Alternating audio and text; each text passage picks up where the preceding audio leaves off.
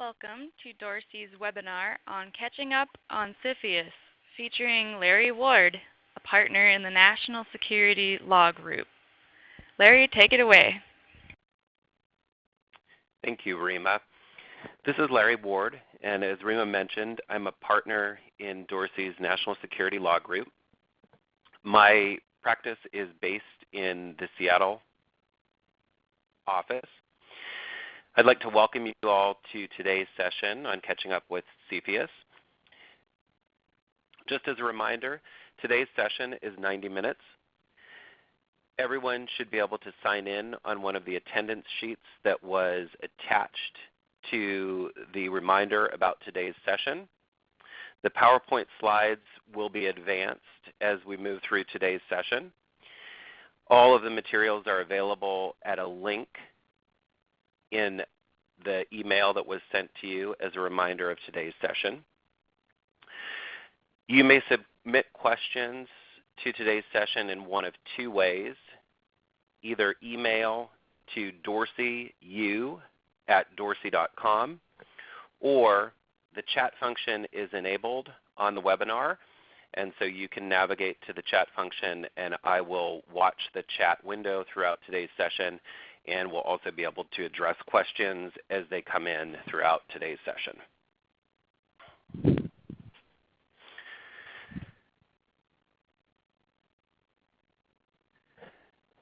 So just to begin today's session, I'd like to talk briefly about three different transactions that have been in the news in the last couple of years that have really brought the Committee on Foreign Investment in the United States to the forefront in the transactional world. A few years ago, Broadcom was intending to acquire Qualcomm, which is a semiconductor and telecommunications company based outside of San Diego. Broadcom was based in Singapore. However, it had intentions to actually move its headquarters from Singapore to the United States. Ultimately, Broadcom was asked by the United States government to submit a notice to the Committee on Foreign Investment in the United States about its intended acquisition of Qualcomm. Ultimately, the Committee on Foreign Investment decided that Broadcom acquiring Qualcomm would impact U.S. national security in a way that couldn't be mitigated.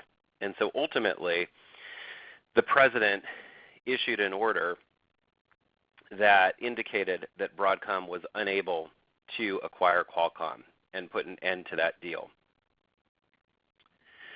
A little while before that,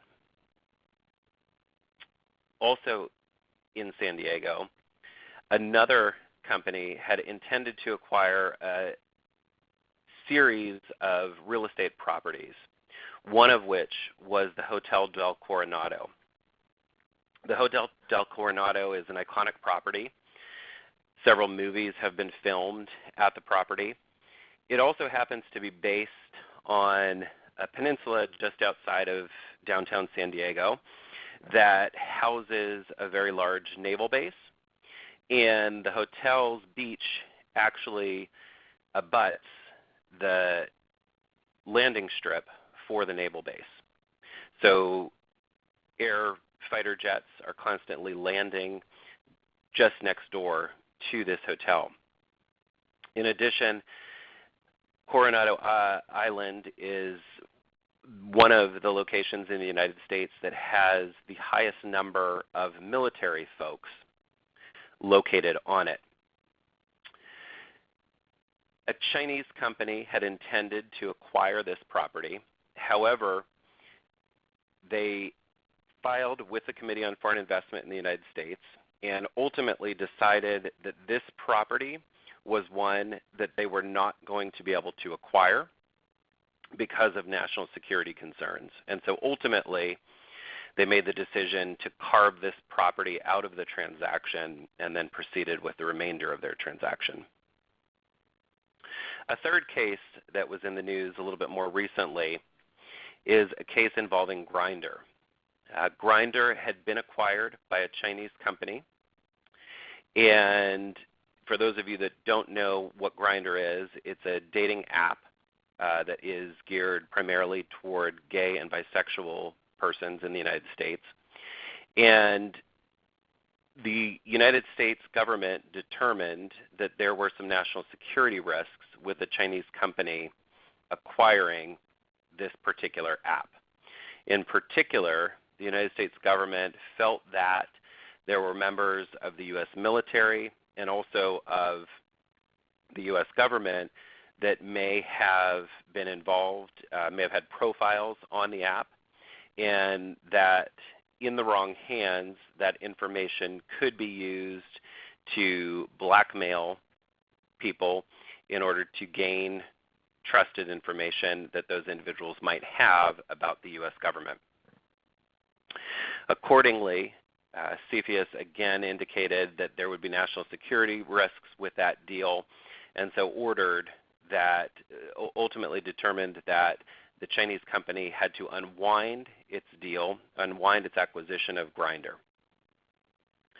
So as these three deals show, over the last several years, there have been varied cases that have raised CFIUS concerns, everything from telecommunications to proximity of properties to U.S. government sites to sensitive personal information.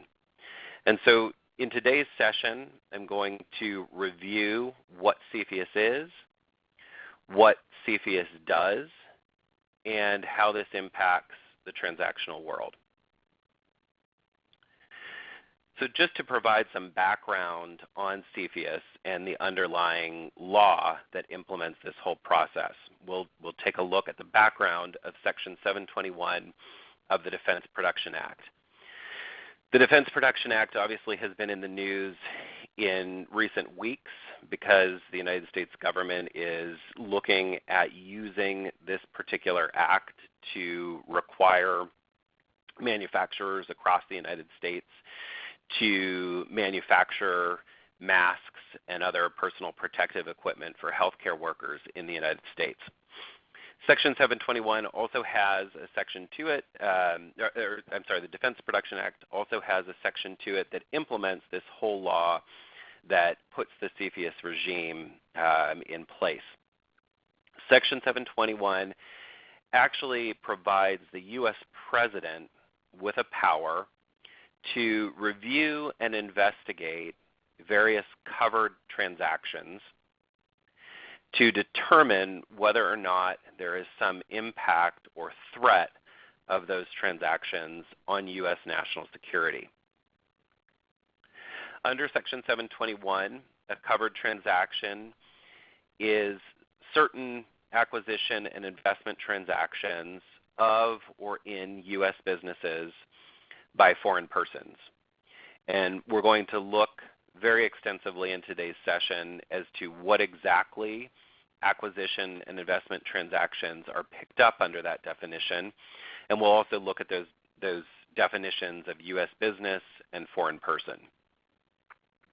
This presidential power is a power that exists for all time. And the only way that you can eliminate this Section 721 power in a transaction is to make a filing with CFIUS and to have CFIUS essentially approve of the transaction. If the parties to a transaction make a filing with CFIUS and CFIUS does ultimately approve it, that presidential power then goes away. And so the United States government no longer has any power to order a deal unwound or to block a deal at that point. The only way that the government would have that power is if the parties in their filing with CFIUS made some sort of material misrepresentation about the deal or left out some sort of material information that really was required for the government to run its analysis. If parties to a transaction do not make the filing with CFIUS, again, that presidential power remains intact, and the U.S. president can unwind a deal years after it's closed. When we looked at those transactions 2 slides ago, the Grindr deal, in fact, was a deal that had closed, and the president was able to, the Committee on Foreign Investment was able to look at that deal because the parties had not made a filing with CFIUS, and so that presidential power had remained intact. In recent years, the U.S. Congress has also begun to look at CFIUS and has begun to determine that there were many transactions in the United States that were sort of flying under the radar of CFIUS and that were not getting filed with the committee. And so in August 2018, the U.S. Congress enacted the Foreign Investment Risk Review Modernization Act, or FIRRMA for short. Essentially, FIRRMA was an act that revamped the CFIUS process. It expanded CFIUS's jurisdiction, and it also called out specific types of industry sectors that the U.S. Congress was concerned about from a national security perspective, and required that filings be made with CFIUS with respect to certain transactions. As we'll see in a moment, historically, CFIUS has been a voluntary process, and so FIRRMA mandating that filings be required with respect to certain transactions was quite a tide shift. And so we'll look at exactly those types of transactions that must be filed with CFIUS.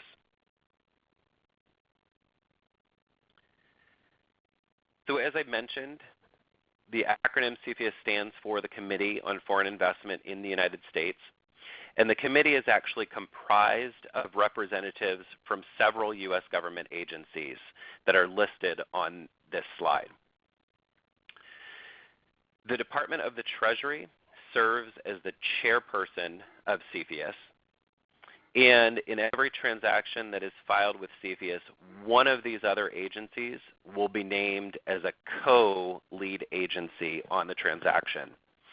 What that means is that the Department of the Treasury is the U.S. government agency that actually houses the staff that runs CFIUS. And so that's why they're the chairperson on all of the transactions that are filed with CFIUS. The co-lead agency just means that the committee has to select one of these agencies that would have the greatest interest from a national security perspective in a particular transaction to really be the agency that leads that transaction through the CFIUS process. In a case like the Grindr case, for example, that was a case that could have had multiple lead agencies, the Department of Justice, where the FBI and other agencies that are concerned with personal information and theft of personal information is one agency that would have obviously taken an interest in that case. The Department of Defense is another, because there was concern about U.S. military folks being blackmailed if their personal information had been used as part of a blackmailing effort. So any of these particular agencies can be called in as the co-lead agency in any transaction, and there can be multiple co-lead agencies. There are several other U.S. government agencies that are observers to CFIUS and that participate in certain aspects of the national security risk assessment that the committee does. And then on a case-by-case basis, the U.S. government is able to bring other agencies into the committee to examine particular transactions. So there have been some recent transactions in the healthcare sector that have gotten some front-page news in the Wall Street Journal and New York Times and other places. Those deals would have called in, for example, the Health and Human Services Department as one of the co-lead agencies. So what is this national security risk assessment that the committee does? Essentially, in every transaction that the committee reviews, they look at two things. First, they look at whether or not the foreign person to the transaction presents some sort of threat to U.S. national security. And secondly, they look at whether the U.S. business itself has some sort of vulnerability from a U.S. national security perspective. And the committee then essentially balances those two pieces of its assessment. They look at the threats posed by the foreign person and figure out whether those threats could get at that vulnerability and thus have some sort of negative impact on U.S. national security. In looking at the foreign person, the committee looks at, for example, what country the foreign person's from, whether or not that foreign person has ties to a foreign government. When looking at the U.S. business, they look at things like, who are the customers of this U.S. business? Does the U.S. business contract with the U.S. government directly? Does the U.S. business have critical technology? Does it have military technology? Does it collect sensitive personal data about U.S. citizens? All of those different factors are then used in the national security risk assessment in order to figure out whether or not there is some threat to U.S. national security. The national security risk assessment is something that's classified, and so that information is never provided to the parties in a transaction. However, as an outside practitioner that focuses on this area, we can often look at a transaction and figure out those items that are likely would give the committee the most concern about a particular transaction. And when we make a filing with the committee, we can go ahead and work those different angles to discuss why they shouldn't pose ultimately a national security risk. For those deals that ultimately are ordered blocked by the U.S. government or unwound by the U.S. government, the committee does have to provide some procedural due process. So they have to let the parties know some general facts that were involved in their national security risk assessment, but ultimately at the end of the day, they will not provide the parties with the final information that they used in making that risk assessment and blocking the deal or ordering the deal unwound.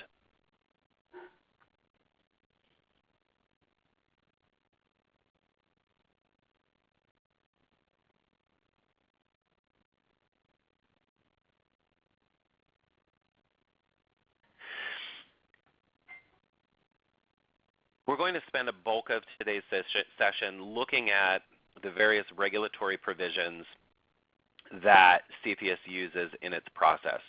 And the one that we're going to spend the most time on are the Part 800 regulations. Those regulations provide CFIUS with jurisdiction over covered control transactions and covered investment transactions. And we'll look specifically at what each of those types of transactions are. We won't be looking at these Part 801 regulations. Those regulations were in place between November 10th, 2018 and just last month. Those regulations now have essentially been incorporated into Part 800 almost in their entirety. And when we get to that portion of the presentation, I'll go ahead and let you know where those regulations are now found. And then the final regulations that we'll look at are the Part 802 regulations. The Part 802 regulations provide CFIUS with jurisdiction over certain real estate transactions. These regulations were a new set of regulations implemented just this year, and they were put in place through FIRRMA.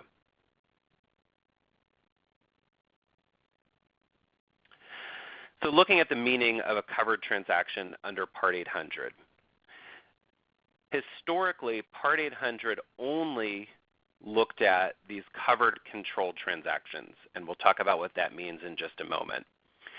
Through FIRRMA, however, they added in a concept about a covered investment, and so we'll look at covered investments as well. They also clarified through FIRRMA that any transaction that is structured to evade or circumvent Section 721 is also squarely picked up under CFIUS's jurisdiction. That was a point that was always understood to CFIUS practitioners and to those folks that were sort of in the transactional world, but now it's specifically called out in the regulations. So looking at the meaning of a covered control transaction. Essentially, a covered control transaction is any transaction by or with any foreign person that could result in foreign control of any U.S. business, including if it's carried out through a joint venture. And on the next several slides, we'll look at the meaning behind this definition and behind some of those defined terms in that definition. First, we need to concentrate on who's considered a foreign person and what's considered to be a U.S. business. Obviously, a foreign person is any foreign national government or entity or any entity over which one of those controls or exercises control. One of the questions that we often receive when we're looking at a transaction is that the ultimate acquirer is, or the ultimate owner of the acquirer is based in a foreign country, for example, Germany. However, they've established or have a subsidiary or an affiliated entity in the United States, and that affiliated entity in the United States is going to be the entity that acquires the U.S. business that's the target of the transaction. So one of the questions that we often get is whether or not that acquirer would then be considered a foreign person. And the answer is yes. CFIUS looks at the ultimate ownership of the entity. So we've often gotten the question of whether a Chinese company, for example, could go ahead and establish an entity in a third country and then have the acquiring entity be from that third country. Would that change the analysis at CFIUS? And again, ultimately the answer is no. CFIUS will look to the ultimate owner. They'll look at the ownership, what the nationality of that ultimate owner is, and the analysis then will be based off of that ultimate ownership. In terms of a U.S. business, obviously it's any entity that is engaged in U.S. interstate commerce. The definition indicates that it's only to the extent of its activities in interstate commerce. However, as we've seen in some cases that have gone in front of CFIUS in recent years, CFIUS does have the power to block portions of the transaction that affect U.S. interstate commerce. And so oftentimes that can mean if they're going to block the U.S. business from being acquired by a foreign acquirer, that could ultimately kill the entire deal because that might be the portion of the deal that has the highest value, or that portion of the deal may impact all of the rest of the business in such a way that it makes the deal untenable moving forward. The CFIUS does certainly interpret a U.S. business to include assets. So again, one of the questions that we often receive is if a transaction is structured as an asset sale or an acquisition of substantially all of the assets of a target company, is that going to be picked up under CFIUS jurisdiction? And certainly the answer is yes. So trying to structure the deal in a way that would avoid CFIUS like that is not ultimately going to be possible.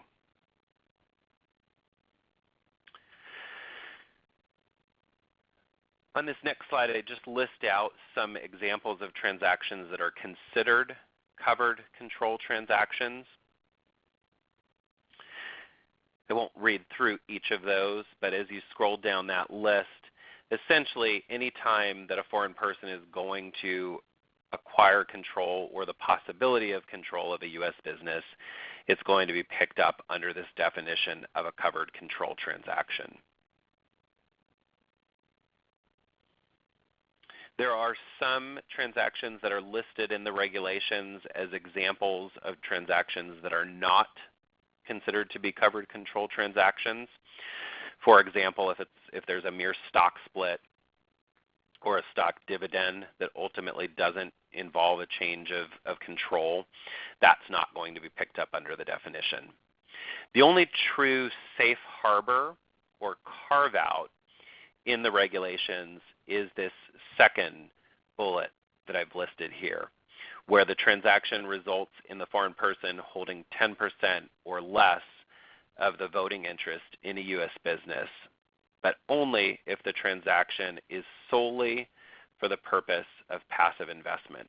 And we're going to look at what that means in just a couple of slides.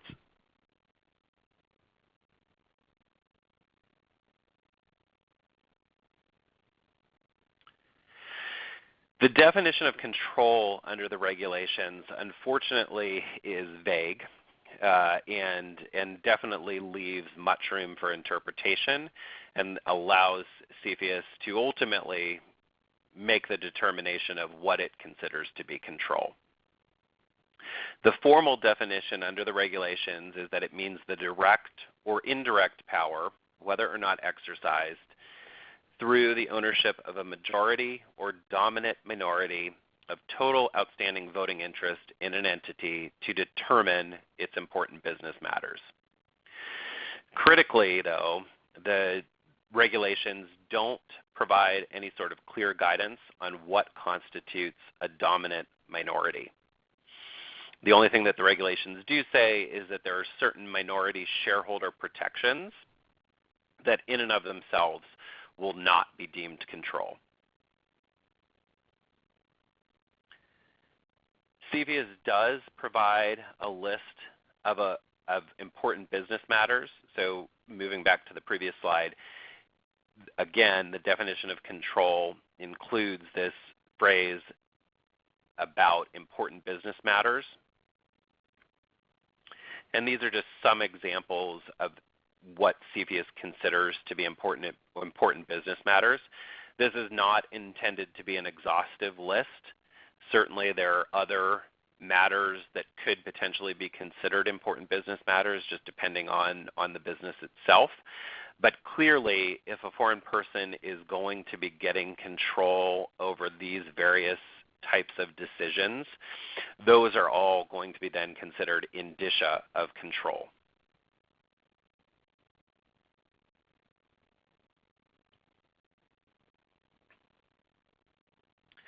As I had mentioned, there's only one safe harbor under the regulations, and that safe harbor is if the investment is under 10% of the voting interest, and it's solely for the purpose of passive investment. Until FIRRMA, this safe harbor was included in the regulations. However, there was very little definition around this safe harbor.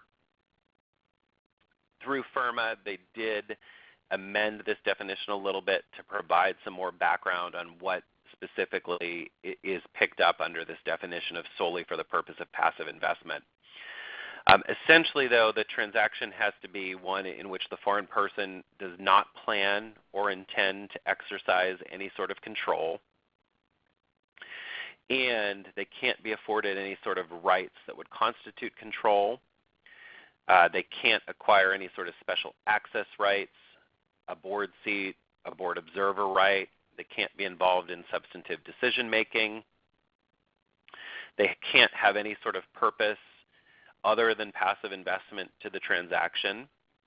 And they can't take any action that's inconsistent with holding interests solely for the purpose of passive investment.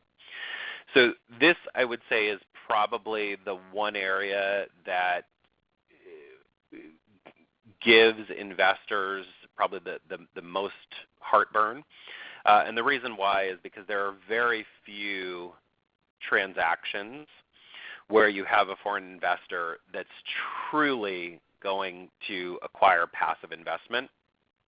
Oftentimes, even if it's a small minority investment of 5% or even 2.5%, that foreign investor often wants some sort of special access right or want some sort of board observer right, or perhaps they want some sort of contract with the U.S. company that allows them to be involved in some sort of substantive decision making, or allows them to be a distributor or an agent through for a particular region of the world or something like that. And so there's very rare instances where the foreign investor truly is making an investment that's under 10%, where it is truly solely for the purpose of passive investment. Anytime you have any one of those factors involved in the transaction, it takes it out of the safe harbor. And so ultimately then it means that it could potentially fit under that covered control transaction definition.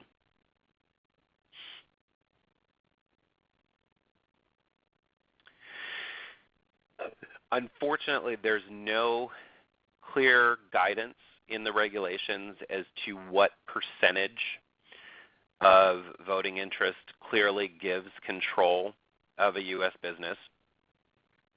Obviously, if the foreign person is acquiring more than 50% of a U.S. business, that's going to be deemed control. And as I'd mentioned, if it's under 10% and it's purely for the purpose of passive investment, that's not considered control.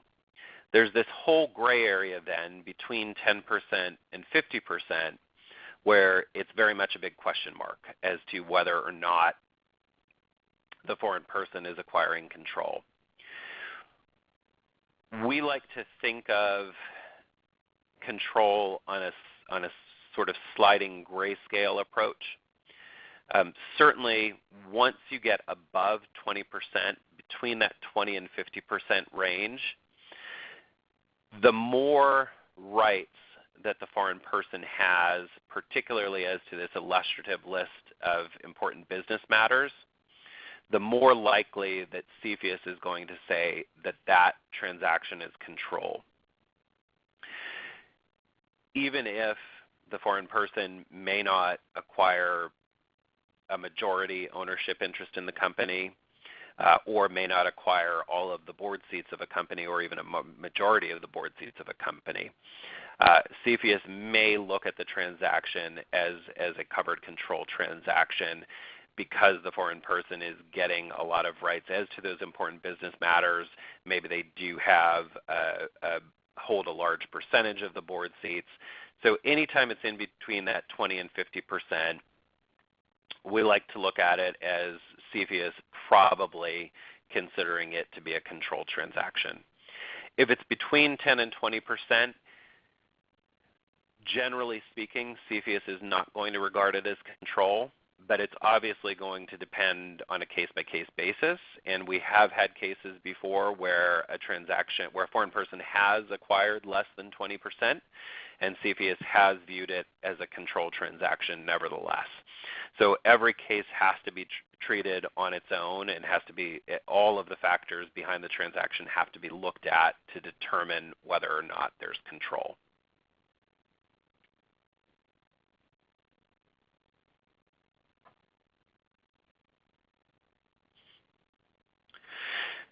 So the covered control transaction then definition means that the transaction comes within CFIUS's jurisdiction. So CFIUS has essentially the right and the power to go ahead and review and investigate that transaction on behalf of the U.S. President. Not all transactions, though, are going to give rise to national security factors. And so when we looked at the beginning, all of those transactions that were blocked or ordered unwound by the U.S. government impacted U.S. national security. And so in making the determination of whether or not to file a transaction with CFIUS, the parties do have to look at what are the national security factors that are involved in the transaction, and have to really determine whether or not there are national security factors present in the deal so that it makes sense to make a filing with CFIUS. Section 721 lists out various national security factors, and we'll look at several of those in the upcoming slides.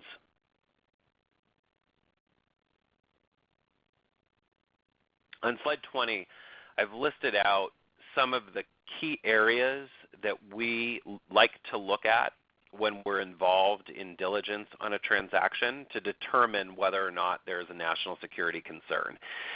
And this diligence checklist could sort of work both ways. If we're representing the U.S. business to a transaction, we like to look at these things to get a sense of whether or not there are national security concerns and whether or not we need to engage in a conversation with the foreign acquirer about these. And then, of course, if we're representing the foreign acquirer, we like to know all of these things to figure out whether or not there's a national security concern involved. One thing that I always like to say to foreign acquirers in particular is that although CFIUS is a process that is designed to protect U.S. national security, at the end of the day, if the parties to a transaction make a filing with CFIUS, and if CFIUS clears that transaction, ultimately that protects the foreign person's investment, because there's no way that the U.S. government can later come back and say, hey, we want to go ahead and unwind that deal. If CFIUS has cleared it and if the parties have provided all material information to the committee in making that determination, that Section 721 power is cut off forever. So the foreign person's investment ultimately then is protected from this risk of the president later ordering the deal unwound. So in looking at diligence and focusing on the U.S. business, we always like to know whether or not the U.S. business has any sort of U.S. government contracts.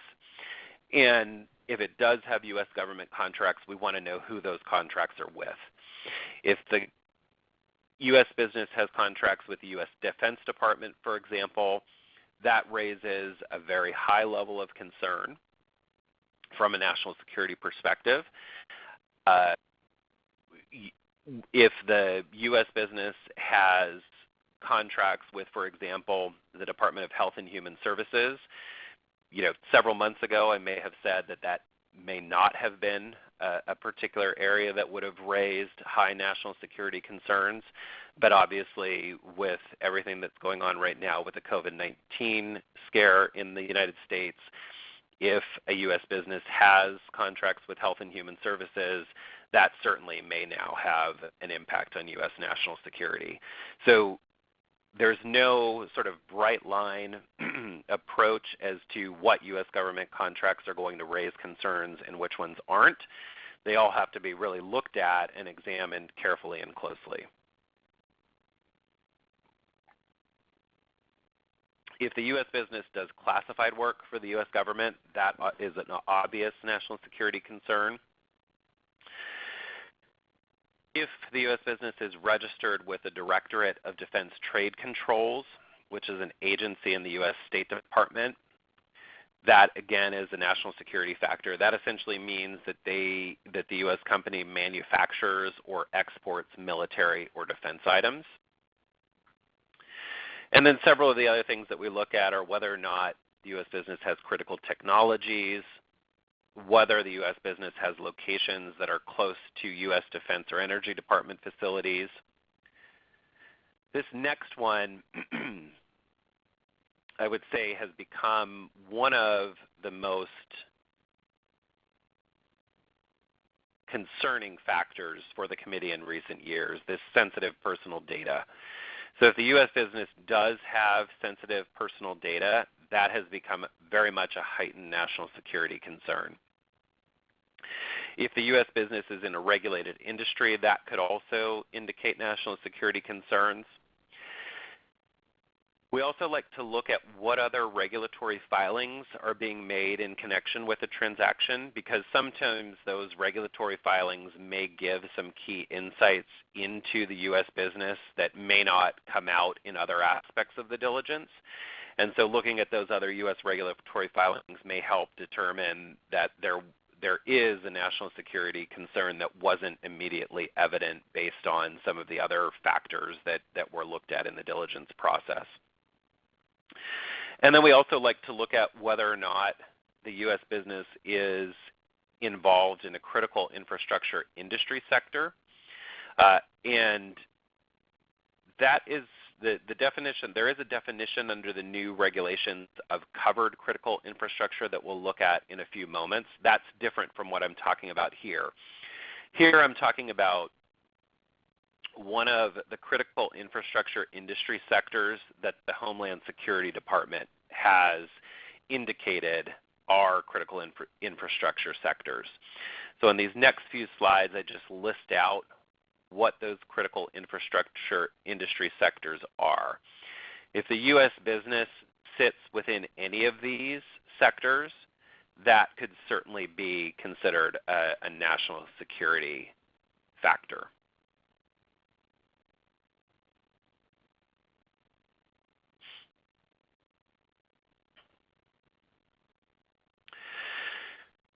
So assuming that the U.S. business does have one or more national security factor to it, at that point the parties have reached a decision time of whether or not they should make a filing with CFIUS.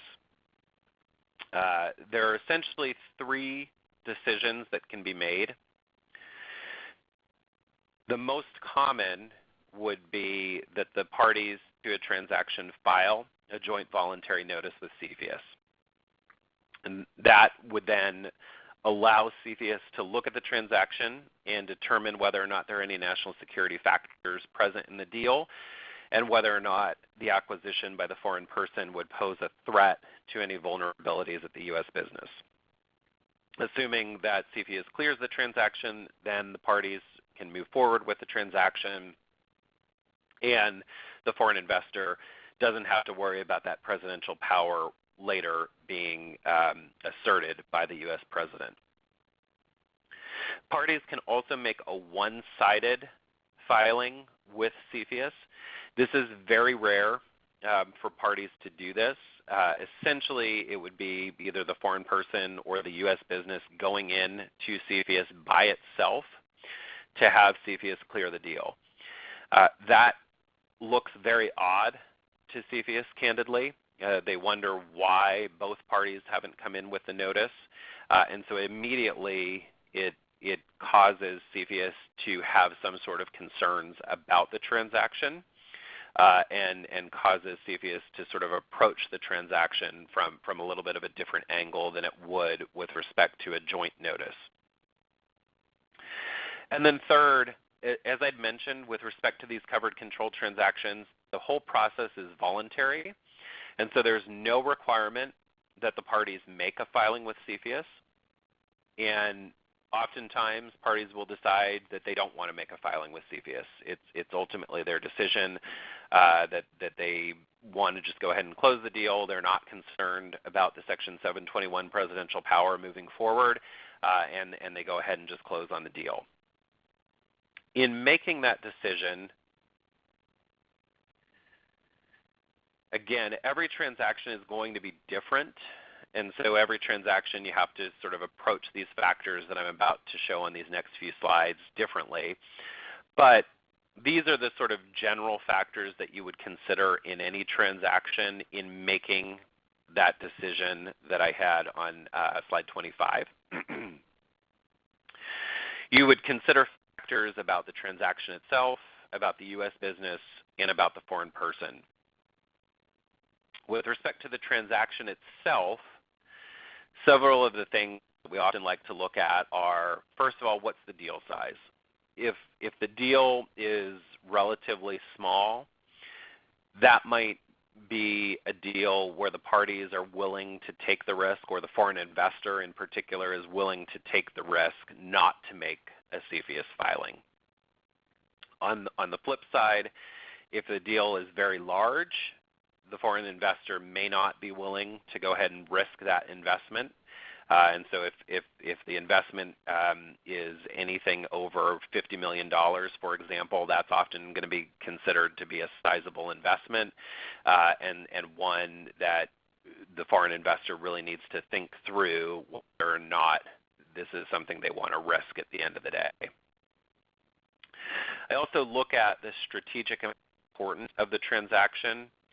If the foreign investor is acquiring the U.S. business because of some significant strategic importance of entering into the U.S. market, maybe this is their first entry into the U.S. and they want to use this as a larger platform to make other acquisitions in the United States, it's oftentimes best to go into CFIUS on that very first deal so that it doesn't cause problems for later deals and cause CFIUS to potentially unwind past deals as the company moves forward. We also like to look at whether or not an HSR filing is required to be made. As I'd mentioned on one of the earliest slides, the head of the Department of Justice, the Attorney General, actually sits on the committee, and the HSR filings are made to the Department of Justice and to the Department of Commerce, and so both those agencies sit on the committee. Any of the committee members can bring a transaction to the attention of the other committee members. And so when you've got an HSR filing involved in a transaction, that really heightens the risk that the committee itself will actually be concerned about the transaction and will look at the transaction. And we have had it happen before where parties to a transaction have made an HSR filing. They've decided not to make a CFIUS filing. They've moved along pretty significantly in the HSR process, and all of a sudden, shortly before the deal is set to close, they actually receive a call from CFIUS asking whether or not the parties are intending to make a filing with CFIUS. You don't want to be in that position where the committee comes to you and asks for a filing, because it makes things very uncomfortable in the relationship with the committee. It also presents a lot of strain on the transaction itself. The parties are left at that point scrambling to make a filing with CFIUS and scrambling to go ahead and try to get CFIUS clearance in an appropriate time frame to allow the transaction to close. So anytime an HSR filing is involved, we like to use that as a major factor in considering whether or not a CFIUS filing should be made. And just to be clear, the process, the purpose of the HSR filing and the purpose of the CFIUS filing are entirely separate and independent from one another. And so just because you're getting an HSR clearance doesn't mean that that protects you or somehow means that you would also get the CFIUS clearance or that that presidential power would be cut off. They're two entirely independent things.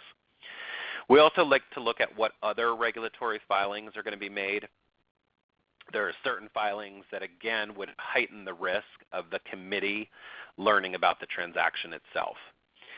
And then we also like to know what are the other gating factors that are involved in the transaction. We, as CFIUS practitioners, we often hear from clients that CFIUS is going to be a gating factor and they don't want to bother with it because it's going to be the factor that holds up the whole transaction. And I can say almost universally that that's never the case, that there's almost always some other factor involved in the transaction that is going to be the gating factor at the end of the day.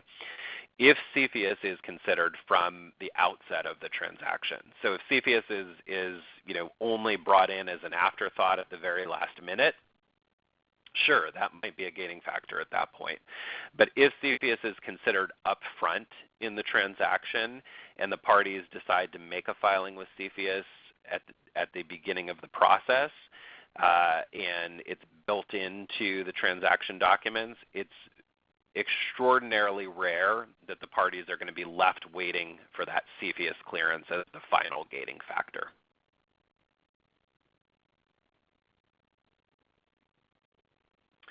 In terms of factors to consider about the U.S. business, this sort of runs parallel to the diligence checklist that I had on slide 20.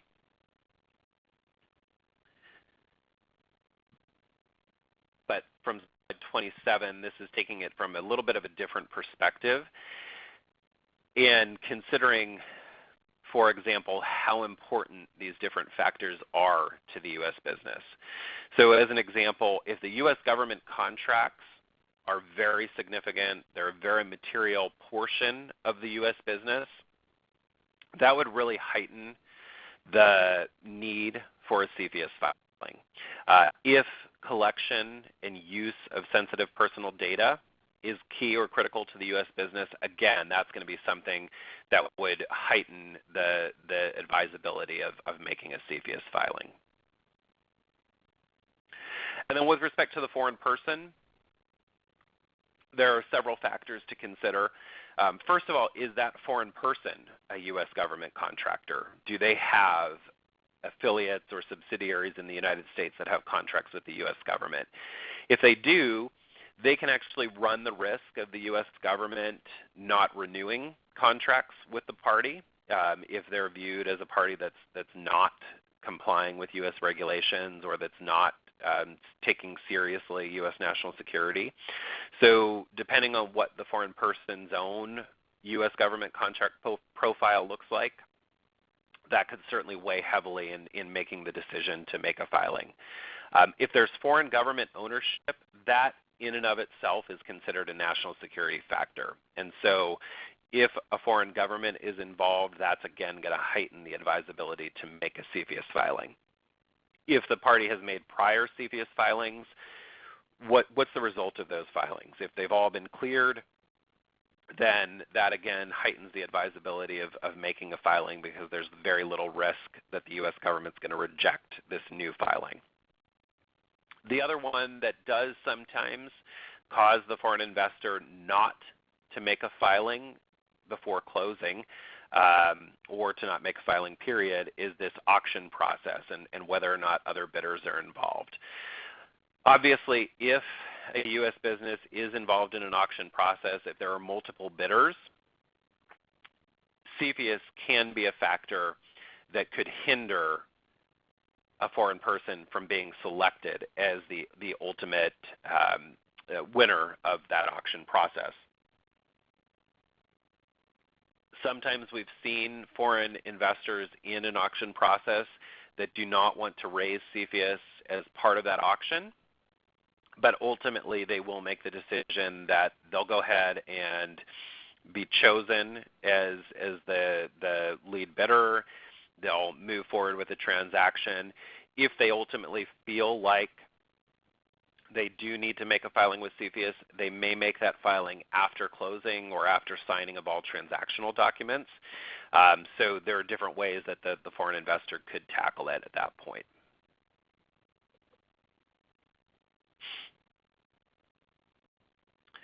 So now we're going to look at this concept of a covered investment. This is one of the things that was added through FIRRMA. As I had noted, historically the CFIUS process only focused on covered control transactions and was entirely voluntary. That has shifted now through FIRRMA. And these covered investments are ones that CFIUS has jurisdiction over. And if the investment is considered a covered investment, the parties must make a filing with CFIUS. So the definition of covered investment is an investment, direct or indirect, by a foreign person in an unaffiliated TID U.S. business. And we'll look at what that means in a moment. A TID U.S. business is essentially a business that fits into one of three categories. The T stands for critical technologies, and we'll look at the meaning of that shortly. But essentially, if the U.S. business produces, designs, etc., a critical technology, it could be picked up under this definition. Critical infrastructure is the I. So if the U.S. business is involved in certain functions around critical infrastructure, which is a defined term, then it could be picked up.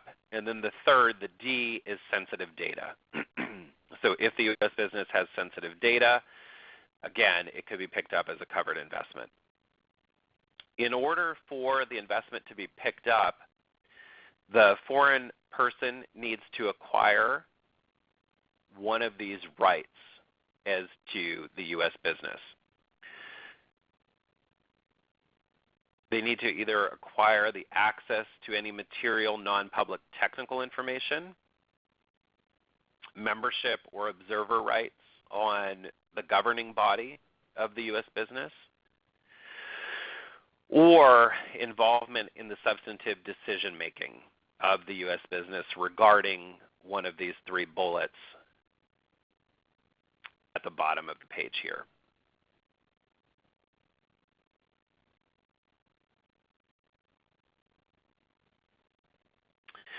So looking at the critical technologies is a defined term under the regulations, and it essentially, although this is very much a summarized version of that definition, it essentially means that the U.S. business has technologies that fit into one of these five categories. Either they're military technologies controlled under the ITAR,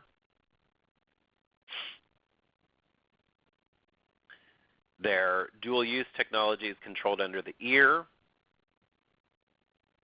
they're nuclear technologies controlled by the NRC or the Energy Department, select agents or toxins, and then this third, or the final one here, this emerging and foundational technologies, has been the one that has caused the most headache for foreign investors in U.S. businesses.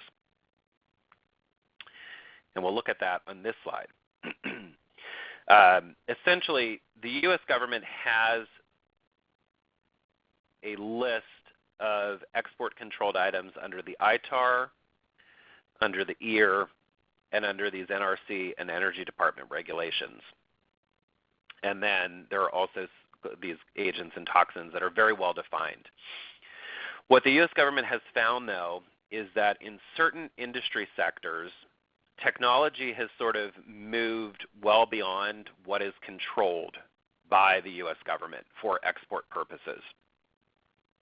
And the U.S. government has realized that not only has technology moved beyond what's controlled, but the U.S. government itself, in its understanding of what items should be considered controlled in certain industry areas, has really fallen behind where industry is. And so about a year and a half ago, the U.S. government indicated that there were certain technology areas that they were going to specifically examine to determine whether or not export controls should be put over certain technologies. And so slide 33 lists out what those particular areas are. The two areas where we've had the most concern and confusion over the last year and a half have been the two that I'm highlighting here: biotechnology and then artificial intelligence and machine learning. These are areas where currently there are very few controls from an export standpoint. And so most all biotechnology companies and companies that focus on AI and ML do not have any technologies that are currently controlled under one of these lists on slide 32. However, the U.S. government realizes that there are many technologies in those two sectors that should be controlled. And so when you're talking about a covered investment, then under this definition of the TID U.S. business, if you're a biotechnology company or a company that's focused on artificial intelligence and machine learning, right now there's a huge gray area because the U.S. government has not said what technologies it wants to control in these areas. So many companies in these sectors are really having to make a decision as to whether or not they need to file with CFIUS a notification about the investment.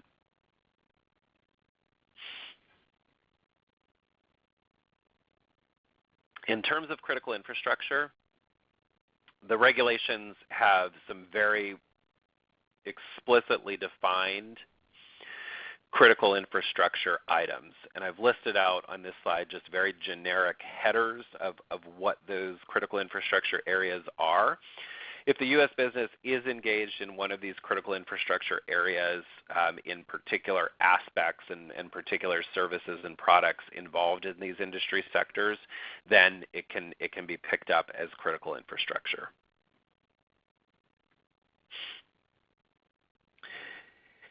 And then in terms of sensitive personal data, that's the third letter in the TID U.S. business, the D for data. Essentially, if the U.S. business maintains or collects data on products or services for the U.S. government, or maintains or collects data on greater than 1 million individuals at any point in the 12-month period preceding the underlying transaction, or has the demonstrated business objective of wanting or needing to maintain or collect that sort of data, then it's going to be picked up under this definition of sensitive personal data. Genetic tests and genetic sequencing are also considered personal data. It does not include data that's a matter of public record or data concerning the employees of the U.S. business. And on the next slide, I've listed out the categories of sensitive personal data. Most of these are common sense. They're items that any of us would think would be considered sensitive personal data. As was noted at the beginning in that Grindr transaction, obviously, when you set up any account for an app, you have to insert certain personal information. And so that sort of personal information that you would put into an app can be considered sensitive personal data. So with the rest of the time in today's session, I want to look at the procedures of filing with CFIUS, what goes into a CFIUS notice, and then look at the real estate regulations. So in terms of the procedures for filing with CFIUS, for a voluntary notice filing under Part 800, the timeline essentially looks like this on slide 39. CFIUS ultimately has 45 days to review any notice that's filed with it. But before you reach that 45-day review period, there is a separate period of about 15 to 45 days. That 15 to 45 days includes actual planning and scheduling and drafting the CFIUS notice. Although it's not officially required under the regulations, CFIUS does ultimately, in practice, require that the parties make a pre-filing with the staff at the Department of the Treasury that runs CFIUS. The purpose of that pre-filing is so that the staff can look at the notice and determine whether or not it's complete, and they can provide feedback to the parties about the notice, about things that they actually should put in the notice, things that are not complete, those sorts of items. And then ultimately the parties, once they've received that feedback, they can go ahead and submit the formal filing. CFIUS starts that 45-day review clock the business day after the notice has been accepted for filing and has been distributed to all of the member agencies of the committee. In practice, what that means, though, is that CFIUS has started to control how it reviews transactions, and it started to control this 45-day review clock. So ultimately, what CFIUS has done now is they will not allow any two transactions to get out of the CFIUS process on the same day. So they basically look at the end of the 45-day review period and the investigation period that I'll talk about in a second, and they look at what transactions are ultimately going to come out of CFIUS at the end of those timelines, and they will not start another transaction to come out of the process at the same time. So it allows them more time with every transaction. So you can submit a notice today, but CFIUS may not distribute that to the member agencies until sometime next week. And so they control when that 45-day review clock starts. The 45-day review clock runs the entire time. CFIUS does not cut it short. At the end of the 45-day review period, CFIUS has a determination of what to do. At the end of the 45-day review, they can clear the transaction, or they can go ahead and indicate that they're going to conduct a 45-day investigation. The 45-day investigation just gives them additional time to review the transaction. The 45-day investigation can, in theory, end early. However, in practice, in the last several years, we've not had any transactions end early in the 45-day investigation process. I would say 3 to 5 years ago, we did regularly have transactions that would move to the 45-day investigation and would actually end early. But now, if a transaction makes it to that 45-day investigation stage, I would say almost uniformly it means that it's going to run the full 45 days. And again, at the end of that 45 days, the government has a decision to make. They can either clear the transaction, or they can conduct an additional 15-day extraordinary circumstances investigation, or they can go ahead and refer it to the U.S. President. This extraordinary circumstances investigation, we've been told by CFIUS, is only going to be used when it's truly an extraordinary circumstance, so something like the entire government shutting down for a period of time, and they come back and need additional time with it. If it makes it to this presidential review stage, essentially what that means is that the president's going to ultimately reject the deal because that's what CFIUS is recommending. When I talked about the covered investments in those TID-US businesses, again, those are transactions where the parties must make a filing with CFIUS. And essentially there's two types of transactions where the parties must make the filing. If the transaction results in an acquisition of a substantial interest in the TID-US business by a foreign person that has control by a government, so in other words, a foreign government investor, then a filing must be made. And if it's a business within one of those critical infrastructure areas, critical technology areas, then it's going to be picked up under this mandatory declaration filing. There's very limited exceptions, and the parties can make a voluntary declaration filing even if it's not required. In terms of the critical technologies areas, the U.S. government has called out 27 industry sectors in particular right now. So I noted here that the critical technologies have to be used in connection with the TID-US businesses' activities in one or more identified industry sectors. And the 27 industry sectors are listed on these next few slides.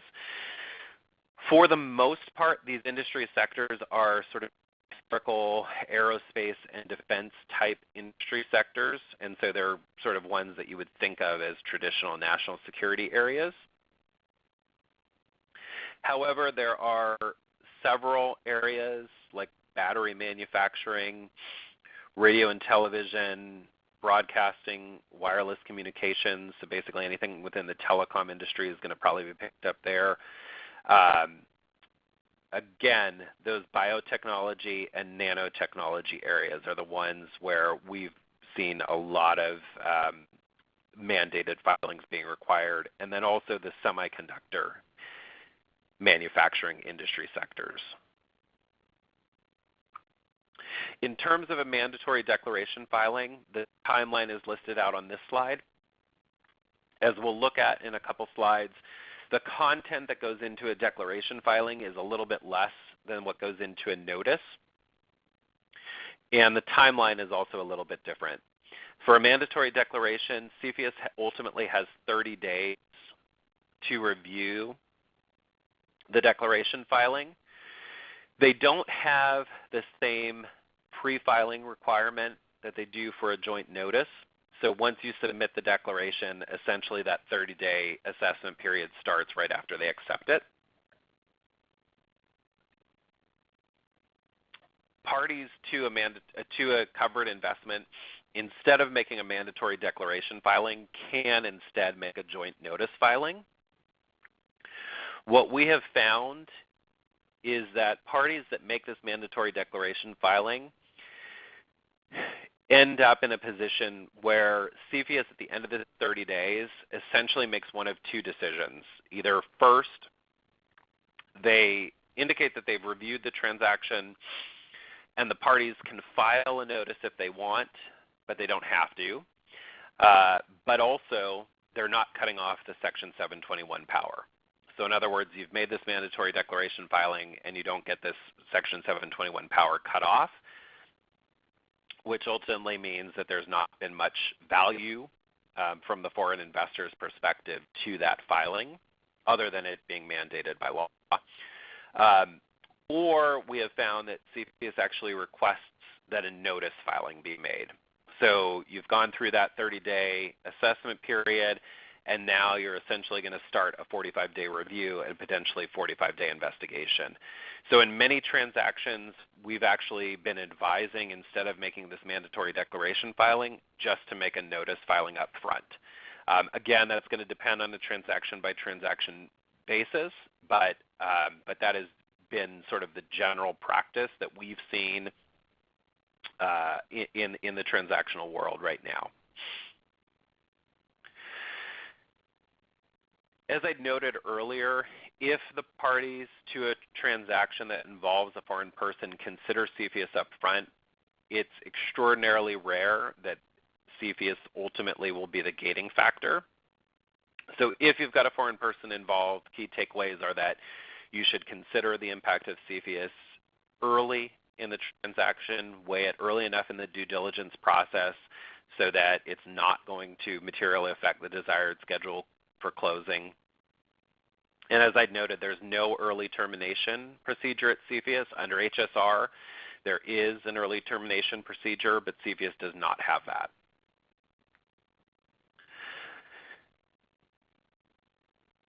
Historically, CFIUS has not had filing fees, but they are now proposing to add filing fees in their process.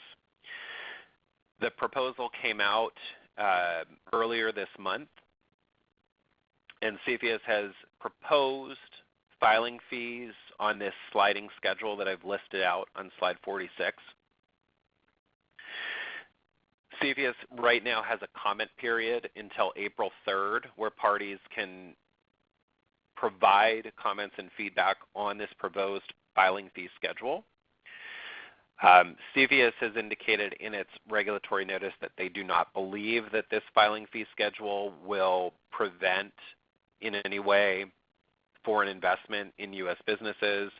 They also don't think it will hinder parties from making the voluntary decision to make a filing with CFIUS. I don't know that I necessarily agree with either of those determinations on CFIUS's part. One of the biggest factors that we have seen historically that has sort of pushed parties over the edge to make a voluntary filing is that there is no filing fee. So I think that this filing fee schedule, if they do actually put it into place, I think it could significantly impact how parties treat the CFIUS process. I think it could also very much impact valuation of U.S. businesses. If a foreign person is looking at a U.S. business, think that it's valued somewhere in this $250 million range that would require a $150,000 filing fee, that could impact their valuation. They may ultimately value the U.S. business for less. So I think it could have some impact on how parties actually treat transactions going forward. And at the end of the process, CFIUS, again, will ultimately clear the transaction or recommend to the President that he block or unwind the transaction. CFIUS can also clear a transaction with a mitigation agreement being put in place. And the mitigation agreement is essentially structured by the co-lead agencies to the transaction, and it's actually a contract with the U.S. government that effectively puts some sort of limits on the foreign person's management prerogatives that are designed to ultimately protect certain U.S. national security interests. Oftentimes these mitigation agreements are very livable. There are things that ultimately don't have a major impact on the business going forward, and so they're fairly easy for the parties to implement. Other times, though, they can actually be put a great strain on the relationship and how a foreign investor, what sort of insight and management it can have over the U.S. business. So there are certain mitigation agreements that certainly may not be palatable to the parties. So just to look briefly at the content of the CFIUS notice and the mandatory declaration. For a voluntary notice filing, they tend to be pretty elaborate in terms of the information that needs to be provided. You obviously have to provide information about the parties, information about the transaction itself, detailed org charts, what sort of foreign government ownership's involved, what sort of contracts the U.S. business has with the U.S. government, information about sensitive personal data that the U.S. business collects.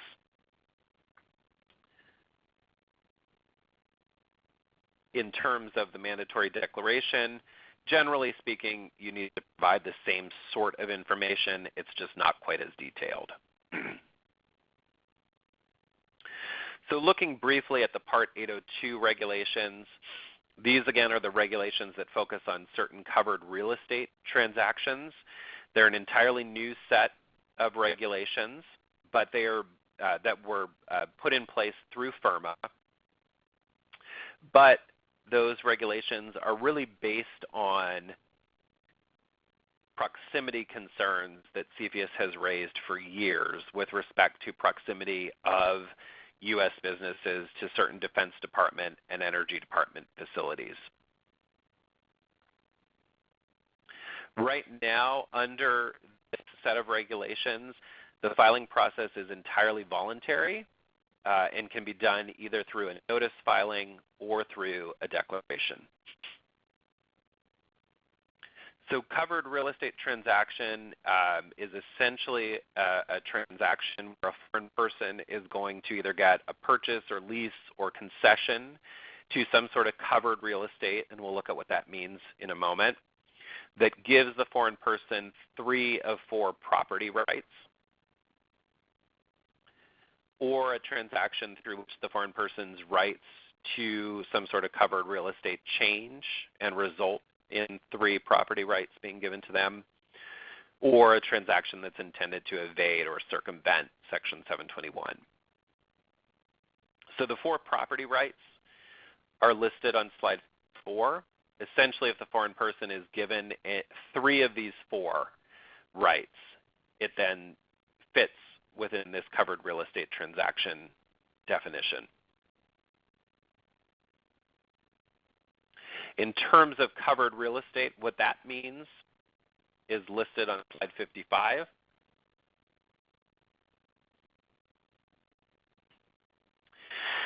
Covered real estate is real estate that's located within or will function as part of a covered airport or maritime port, that's located within close proximity of a listed military installment or governmental facility, or that's located within the extended range of a military installment or governmental facility, or that's listed within certain U.S. counties or geographic areas, or certain offshore ranges.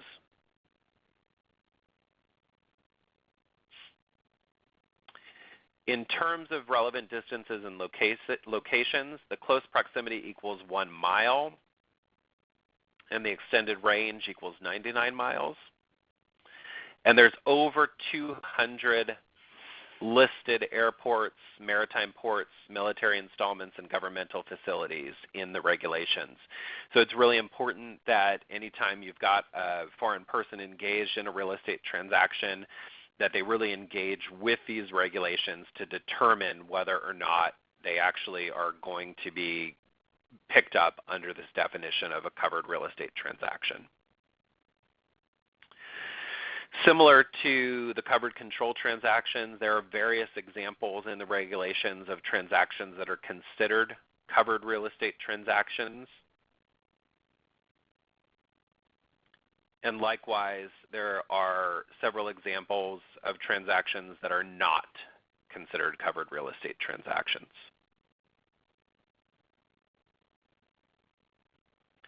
The very few limited exceptions are listed out on this next slide.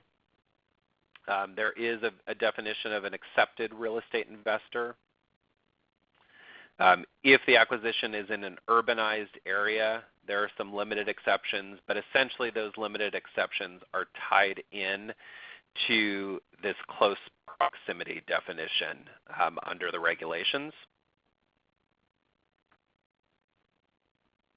An acquisition of a single housing unit is not picked up.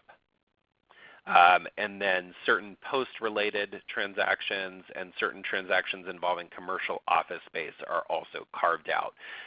Under any of these exceptions, there's sort of a laundry list of factors that have to be satisfied in order for them to apply. And then finally, just to close out, just a few lessons learned from recent CFIUS matters.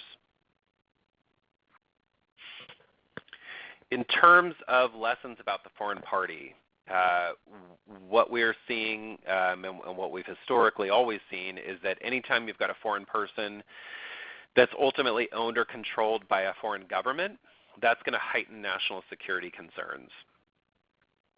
We've also seen that certain countries present a greater national security concern than others. CFIUS itself has never taken the public position that any given country is considered a greater national security threat than another. Certainly Congress, in enacting FIRRMA, called out China as sort of the grave threat from a national security perspective. And certainly in practice, that is ultimately, I think, how things are at CFIUS.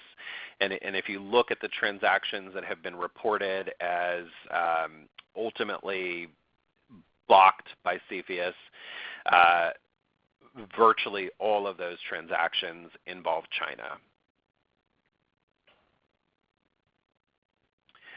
And in terms of the U.S. business, I've put three additional transactions at the top of this slide.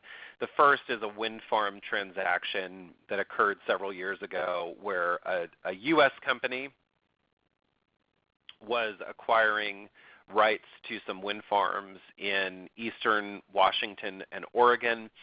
Those wind farms happened to be located underneath the area, the airspace, where naval fighter jets from the Naval Air Station on Whidbey Island outside of Seattle are located. That U.S. company that made the acquisition ultimately was owned by a Chinese company with ties to the Chinese government. That transaction ultimately was ordered to be unwound because there were national security concerns there. The one in the middle of the slide, Stay in Touch, is one that was just ultimately ordered unwound by CFIUS.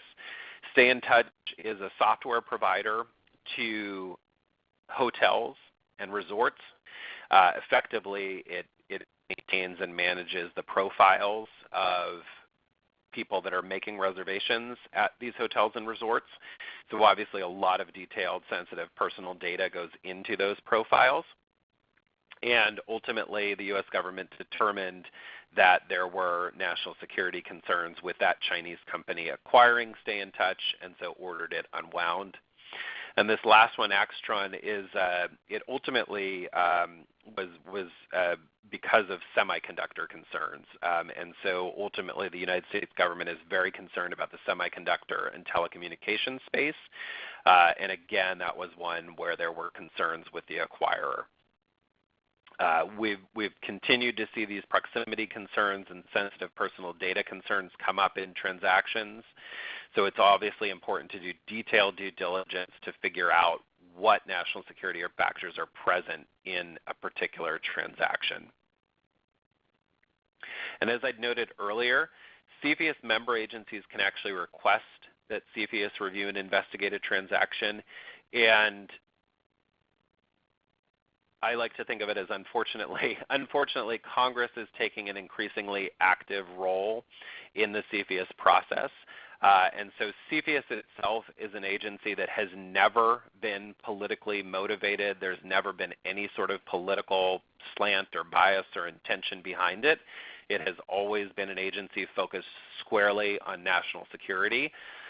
What I think we're going to continue to see in coming years is we're going to continue to see Congress taking a more active role, and we're going to see Congress folk that are going to see transactions occurring within their jurisdictions that are going to self-identify those transactions to Congress, because they're going to feel like they want to be seen as taking a strong stance on national security or on U.S. labor or whatever the case may be. So I think we're going to continue to see Congress taking a very active role in the CFIUS process, or at least alerting CFIUS to transactions.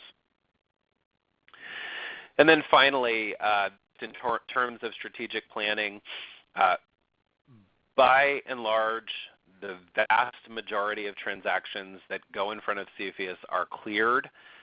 Certainly it's well over 99% of transactions are cleared ultimately. It really just depends on the importance of strategic planning.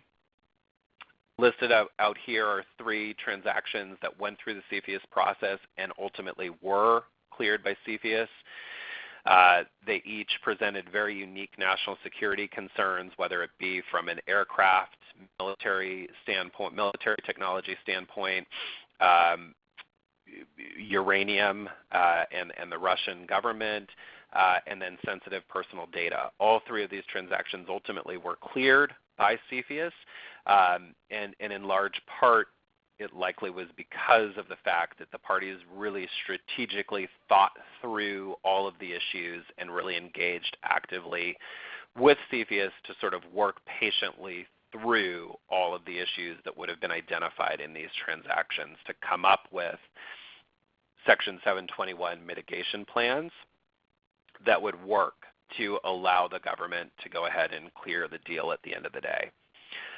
So just again, in closing, the bulk of transactions that are ultimately filed with CFIUS ultimately are cleared because CFIUS determined that there's no national security concerns at the end of the day.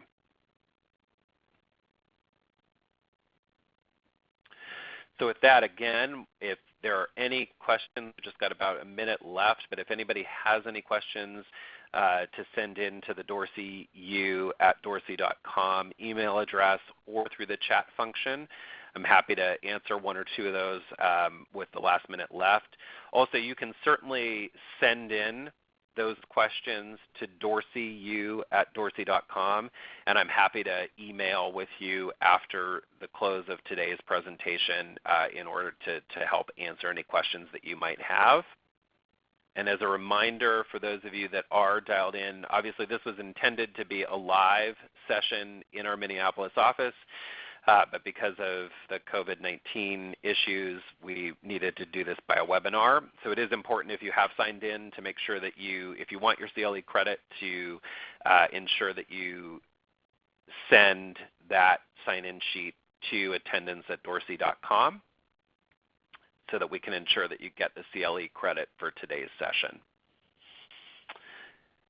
And then finally, not seeing any questions in the chat function, I just want to thank everybody for your patience in today's session. Again, it's hard to do these sessions sometimes as webinars and not to have an active, engaged audience right in front of you, but I definitely appreciate your attention and your willingness to do this by webinar today.